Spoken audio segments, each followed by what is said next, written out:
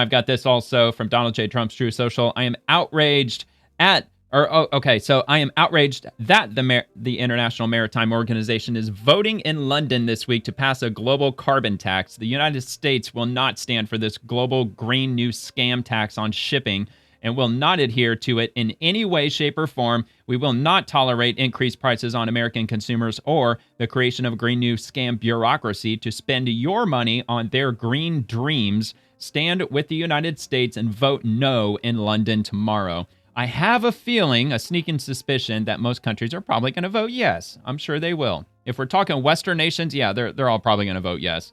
It's just nice to hear that we're not going to be participating in it. Thank God that Kamala Harris ain't president because, I mean, we got enough problems in our economy as it is. I know the federal government, they like to talk about our economy as rocking and rolling, full steam ahead. It's party time, but no, not especially not in the middle class. And we don't want our tax money to be going to this fucking green bullshit. No, man, we need to, we got a lot of shit to do before we even start thinking about dumping money into crap that's not really based all that much in reality.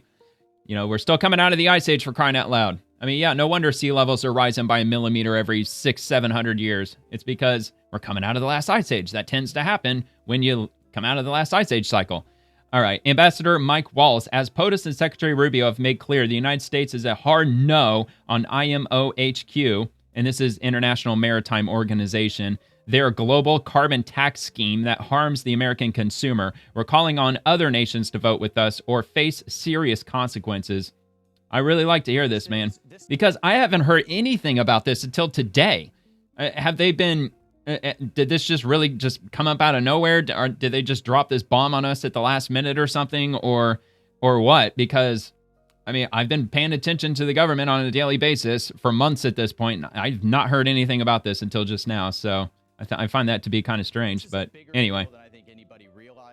Oh, man, that's really quiet. Hold on. I'll start it over. Right, Secretary Rubio. Fox News, man. Why are you so quiet? Duffy have been this is a bigger deal than I think anybody realizes. Our Secretary of Energy, Wright, Secretary Rubio, Secretary of Transportation Duffy have been loud and clear on this. The United States is a hard no. This would essentially put a global tax I haven't heard them on say a peep on this, that man. is involved in trade and that everything that goes on a like ship. Green mania. Yeah, but here's the thing: is this is trying to drive carbon emissions from shipping to zero. It's stupid. Fucking stupid. The EU is subsidizing certain types of biofuels, and if you change out how these ships are fueled, you have to go to Chinese shipyards and Chinese ports. Of course this you is do. A win for the EU in their global. Yeah, and you think China's gonna get on board with this? No, of course they're not gonna get on board with this. But what would they have us do? We're not gonna install solar panels all over our freaking our container ships. And what, they're going to try to power it with what, wind energy or some shit? That's not going to fucking work. Are we going to go back to like the 1700s and just put up giant sails on all of our container ships from now on, and we're just going to sail across the ocean with no fuel whatsoever? Look, the only rational thing that they could do is nuclear power everything. I mean, we've got nuclear powered aircraft carriers as submarines. It doesn't sound too crazy that we could probably nuclear power all of our giant shipping vessels, but that's not something they're going to fix anytime soon. And plus, the EU has taken a pretty firm stance on their position with regard to nuclear energy. They fucking hate it. And I don't understand why, other than the fact that, yeah, there could theoretically be a meltdown here and there, possibly. But a lot of that's ancient history. The way that they're building nuclear power plants these days, they've got so many fail-safes and so many contingency plans.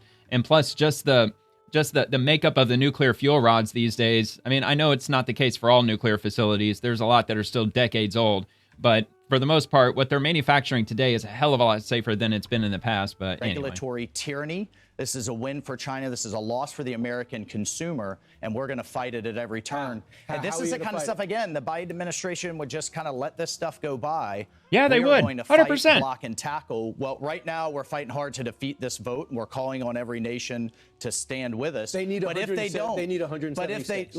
But if they don't, we're talking sanctions on some of these officials. We're talking fees on our ports and not allowing access to our market. We're not going to take this lying down. Well, good. That's exactly the way it should be, because it is a scam. It's a big, giant scam. And what the hell are they going to use all this tax money for anyway? I'm sure they probably haven't gone into great detail as to what they're going to do with it. Plus, like he said, there's the issue with China.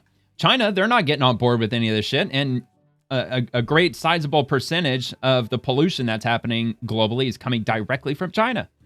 All right, so I got Senator Jim Banks. Now the UN wants to impose its own global carbon tax, which would be a direct hit on working families in Indiana and across America. Glad to see Secretary Rubio standing firm against the UN's woke climate agenda. And we've got this from Secretary Marco Rubio. This week, the UN is attempting to pass the first global carbon tax, which will increase energy, food, and fuel costs across the world. We will not allow the UN to tax American citizens and companies. Under the leadership of the president, the U.S. will be a hard no. We call on other nations to stand alongside the United States in defense of our citizens and sovereignty. So we've got this from the, let's see, is that Washington Journal? Yeah, or Wall Street Journal. I always get that mixed up. They always paywall me, so it wouldn't surprise me if I got paywalled again. I always get paywalled from them. Voters are showing their opposition to the net zero climate agenda whenever they get the chance, but that isn't stopping the United Nations, which this week is poised to impose what amounts to a global tax on carbon emissions. Yes, this is the definition of taxation without representation. Yeah, amen.